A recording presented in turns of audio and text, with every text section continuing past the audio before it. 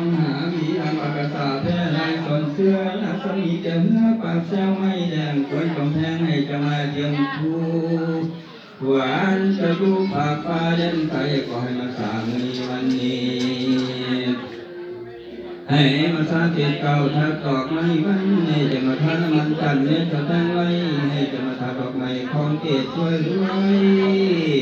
ไว้ผมก็ยาวประสงค์ใส่ซ่อนผมก็พี่น้องบันไกคอยหาน้ำที่ดาบันเหนือคอยลุ่งหน้าเพิ่นสายเก่าบุญกวงตัวพายให้จะมาเสวยง่ายผ้าควันแดงไว้ให้ได้ก่อนเขาใครเผื่อเจ้าทั้งสองตั้งข้องอยู่ร้านแดงไว้หมอบอกให้ว่ามือนี้เป็นมือมันดีขอจะเก่าตรงทีเฮียงอ่อนฟังเสื้อ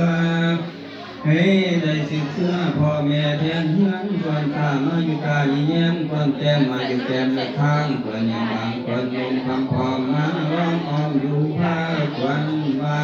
เยอะกว่าเนย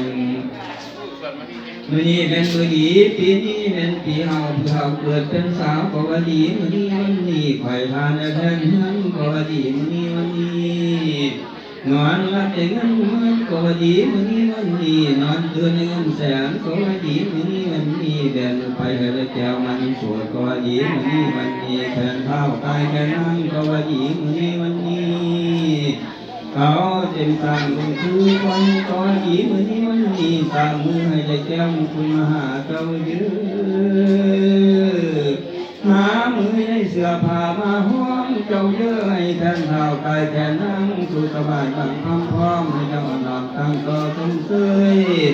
เจ้าเป็นไว้เจ้าทำใจกว้างอยากเก่าอ้างสรรพสิ่งสันไหนให้เจ้าใจใส่ต่อน้ำฉันให้เจ้าเป็นไพ่ให้เจ้าฮักแม่ผัวเจ้าจะว่าบอกวันผัวถึงสู้เจ้า